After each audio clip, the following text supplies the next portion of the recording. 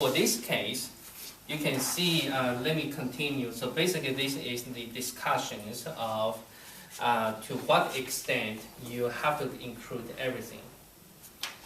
Okay, using this is a very good example here. So here is a moment and x, and for the moment, the distributions of the bending moment will be like this. So for this case, this m of x equal to minus px. And what we have done last time, and due to the v, let me write it up, u due to transverse loading, that is 5ga and 3p squared L. Last time we did it due to bending moment, that is how much? P squared times L squared. You're good. 6EI. 6EI. And that's a squared on the L cube. This one should be cube. Then I'm just writing it. Yeah, this should be cube. Oh, that must come from that. Okay. So now for these systems only, you can see it at every single cross section it has two loading types. So in total, to make the things complete, the complete strain energy must come from every single loading type. Okay? If you miss one, then you miss all. Got it?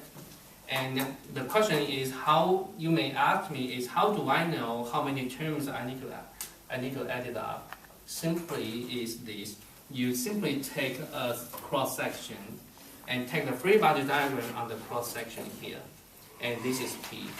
You analyze the reaction on the cross section, and here is V, and also the expanding is M. So in here you can see clearly from the free body diagram, you already write down the reaction. So for every single reaction, you must come up with the strain energy term for each one. So that is a way for us to identify how many terms we need to go forward. And for this simple system, and you can see at any cross sections, we always have these patterns. But for complicated ones, at the different cross sections, the appearance of the reaction might be different. Okay, so that really will have to go to the segment-wise or decompose into the subsystem and then go into that. Okay, so that's the general concept here. Okay. So now we go for this one. So let me dig out this one a little bit more, and this one will be equal to the summation of the two terms. And this one, let me write it up here, and that is. And again, Sarah, don't ask me how to do it, but this one basically is equal to the bending moment times 1 plus 0.9 h L squared. What is h? Sorry, this equal to h. Okay, so if we put the things to scale by the energy of the moment, and here I want to give you a very good comment.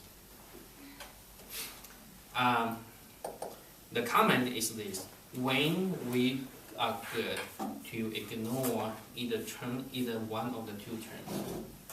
When it's good approximation, if we say only including this one. So when can we ignore one value? Yeah, so you can see when this term become very small compared to one.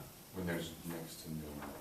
Yeah, so that means, say, when h over L is much smaller, then this one can approximate by pure bending only. And what is this case? H over L equal to much smaller than 1. Next one, I didn't bring that stick. Go ahead. Yeah, that is the case, right? So as the teacher, I think that in the old style, the teachers bring a very long cylinder and hit the students' butt. I've been growing in that kind of situations. So that is the one. So basically, if this beam is very slender, okay, and that will be the situations, the strain energy due to transverse loading can be that will be small enough. So for that situation, we take it away, should be fine. Okay, that could save certain calculation energy. Oh, So that is the comments I could make here. And then in the following up, the exercise or the coming homework, unless I identify, otherwise you just say assume the total strain energy coming from bending only. Okay? So I just try to make your life a little bit easier. Oh, I'm like, So we trying can to assume get that the transverse loading is negligible. Yeah, so it's better to write it up and then you continue, showing you know why you only take up one term. Not a general rule,